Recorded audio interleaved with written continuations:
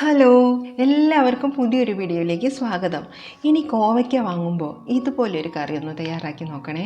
ചോറിൻ്റെ കൂടെ മാത്രമല്ല, ചപ്പാത്തിയുടെ കൂടെ എല്ലാം കഴിക്കാൻ പറ്റിയ നല്ലൊരു കോവയ്ക്കയുടെ റെസിപ്പിയാണ് ഇന്ന് ഞാൻ ഷെയർ ചെയ്യുന്നത്. അപ്പോൾ അധികം മൂക്കാത്ത ഇളം കോവയ്ക്കയാണ് നമ്മൾ ഇതിനായിട്ട് തിരഞ്ഞെടുക്കേണ്ടത്. ഞാനിവിടെ ഒരു 200 ഗ്രാം കോവയ്ക്ക എടുത്തിട്ടുണ്ട്. അത് ഇതുപോലെ കനം കുറച്ച് 4ആയിട്ടാണ് ഞാൻ അരിഞ്ഞെടുത്തിട്ടുള്ളത്. ഇനി അതിലേക്ക് നമുക്ക് കുറച്ച് പൊടികൾ ചേർത്ത് കൊടുക്കാം.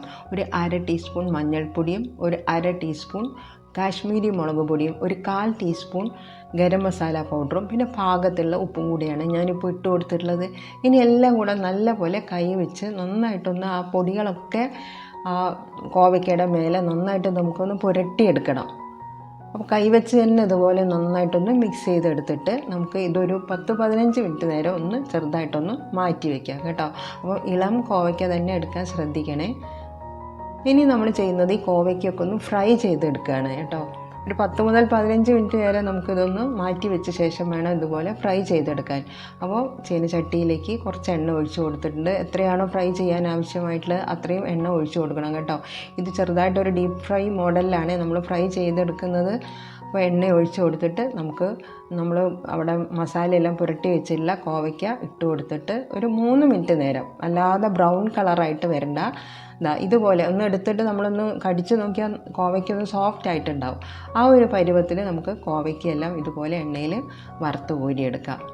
അപ്പോൾ ഞാൻ പുരട്ടി വെച്ചിട്ടുള്ള എല്ലാ കോവയ്ക്കും ഇതുപോലെ എണ്ണയിൽ ഇട്ട് കൊടുത്തിട്ടുണ്ട്. എല്ലാം ഇതുപോലെ തന്നെ ഒരു 2-3 മിനിറ്റ് നേരം നമ്മൾ എണ്ണയിലിട്ടൊന്ന് ഡീപ്പ് ഫ്രൈ ചെയ്തിട്ട് നമുക്കിത് കോരിയെടുത്ത് മാറ്റി വയ്ക്കാം.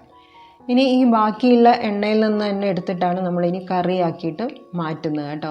അതുകൊണ്ട് ഈ എണ്ണ എടുക്കാതെ നമുക്ക് അത് നഷ്ടമാവത്തൊന്നുമില്ല എണ്ണ. അപ്പോൾ ആ എണ്ണയിൽ നിന്ന് ഞാൻ കുറച്ച് എണ്ണ എടുത്തിട്ട് മറ്റൊരു പാനിലേക്ക് ഒഴിച്ച് ചൂടാക്കുന്നുണ്ട്. അതിലേക്ക് ഒരു 1/2 ടീസ്പൂൺ കടുക് ഇട്ട് കൊടുക്കാം. 2-3 വറ്റൽമുളക് ഇതുപോലെ കഷ്ണങ്ങളാക്കി ഇട്ട് കൊടുക്കുന്നുണ്ട്. കൂടെ തന്നെ കുറച്ച് കറിവേപ്പിലയും. ഇതെല്ലാം ചെറുതായിട്ടൊന്ന് നമുക്കൊന്ന് മൂപ്പിച്ചെടുക്കാം. ഇനി അതിലേക്ക് ചെറിയൊരു കഷ്ണം ഇഞ്ചി പൊടിയായിട്ട് അരിഞ്ഞതും, അതുപോലെ 4-5 വെളുത്തുള്ളി ചതച്ചിട്ടാണ് ഞാൻ ഇട്ട് കൊടുത്തിട്ടുള്ളത്. വെളുത്തുള്ളി ഇഞ്ചിയേക്കാൾ കുറച്ച് കൂടുതലായിട്ട് എടുക്കുന്നുണ്ട്. ഇനി അത് എണ്ണയിൽ നന്നായിട്ടൊന്ന് മൂപ്പിച്ചെടുക്കാം. ഇഞ്ചിയുടെയും വെളുത്തുള്ളിയുടെയും ആ മൂത്ത മണം വരുമ്പോൾ നമുക്കിതിലേക്ക് ഉള്ളിയാണ് ചേർത്ത് കൊടുക്കേണ്ടത്. ഞാനിവിടെ ചുവന്നുള്ളി, ചെറിയ ഉള്ളിയാണ് എടുത്തിട്ടുള്ളത്. ഒരു 10-15 എണ്ണം എടുത്തിട്ടുണ്ട് കേട്ടോ. ചെറിയ ഉള്ളി ആയതുകൊണ്ടാണ് 15 എണ്ണം എടുത്തിട്ട് കനം കുറച്ച് അരിഞ്ഞിട്ടാണ് അതിലേക്ക് ഇട്ട് കൊടുത്തിട്ടുള്ളത്. ഇനി ഇതെല്ലാം കൂടെ നമുക്കൊന്ന് വഴന്ന് വരുമ്പോൾ അതിലേക്ക് ഞാൻ ഒരു ചെറിയൊരു തക്കാളിയും കൂടെ മുറിച്ച് അതിലേക്ക് ഇട്ട് കൊടുത്തിട്ടുണ്ട്. തക്കാളി അധികം വേണ്ട, ഒരു മീഡിയം സൈസ് തക്കാളിയാണ്. അതും വഴന്ന് വരുമ്പോൾ നമുക്കിനി പൊടികൾ ചേർത്ത് കൊടുക്കാം. 1 ടീസ്പൂൺ കാശ്മീരി മുളക് പൊടിയും, 1/2 ടീസ്പൂൺ മഞ്ഞൾപ്പൊടിയും, 1 ടീസ്പൂൺ മല്ലിപ്പൊടിയും, ഒരു 1/4 ടീസ്പൂൺ മാത്രം ഗരം മസാല പൗഡറും കൂടെ ഇട്ട് കൊടുക്കാം. ഇനി നമുക്കിത് നന്നായിട്ട് ഒന്നുകൂടെ ഒന്ന് ആ എണ്ണയിൽ ആ പൊടികളുടെ ആ പച്ച ചൊവയൊന്ന് പോകണമല്ലോ, അതിന് വേണ്ടിയിട്ട് നമുക്ക് ഇതുപോലെ ഒന്ന് നന്നായിട്ടൊന്ന് ഇളക്കി കൊടുക്കുന്നുണ്ട് കേട്ടോ. നല്ല പോലെ ഒന്ന് ഇളക്കി കൊടുക്കാം. ഇനി നമുക്ക് ഇതെല്ലാം ഒന്ന് വേവിച്ചെടുക്കണമല്ലോ, വഴറ്റിയിട്ടല്ലേ ഉള്ളൂ. അപ്പോൾ ഇതിലേക്ക് കുറച്ച് വെള്ളം കൂടെ ഒഴിച്ചു കൊടുക്കാം. ഇനി ഇതിലേക്ക് ആവശ്യമായിട്ടുള്ള ഉപ്പും കൂടെ ചേർത്ത് നമുക്കിതൊന്ന് മൂടി വെച്ച് വേവിക്കണം. അപ്പോൾ ഞാനിവിടെ 1 കപ്പ് വെള്ളം ഒഴിച്ചു കൊടുത്തിട്ടുണ്ട്.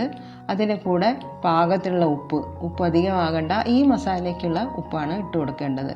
അതുകൂടെ ഇട്ട് കൊടുത്ത് നന്നായിട്ട് ഇളക്കിയിട്ട് നമുക്കിത് മൂടി വെച്ച് വേവിച്ചെടുക്കാം.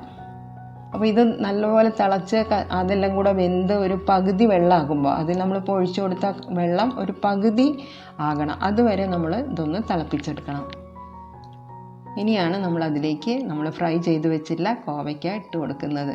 അപ്പോൾ എൻ്റെ വീഡിയോ കണ്ടുകൊണ്ടിരിക്കുമ്പോൾ റെസിപ്പി ഇഷ്ടമായാൽ ഒരു ലൈക്ക് ചെയ്യാൻ മറന്നു പോകരുതേ. ഇനി പുതിയ ഫ്രണ്ട്സ് ആരെയും കാണുന്നുണ്ടെങ്കിൽ ഒന്ന് സബ്സ്ക്രൈബ് ചെയ്ത് സപ്പോർട്ട് ചെയ്യാൻ മറക്കരുത്. അപ്പോൾ നമ്മളതിലേക്ക് ഫ്രൈ ചെയ്ത് വെച്ച കോവയ്ക്ക ഇട്ട് കൊടുത്തിട്ടുണ്ട്. ഇനി കായത്തിൻ്റെ ടേസ്റ്റ് ഇഷ്ടമുള്ളവരാണെങ്കിൽ ആ കായപ്പൊടിയും കൂടെ അതിൻ്റെ മുകളിലേക്ക് ഒന്ന് ഇട്ട് കൊടുക്കുക. ടേസ്റ്റ് ഇഷ്ടമാണെങ്കിൽ മാത്രം ഇട്ട് കൊടുത്താൽ മതി. കായം ഇട്ടില്ലെങ്കിലും കറിക്ക് നല്ല രുചിയായിരിക്കും കേട്ടോ.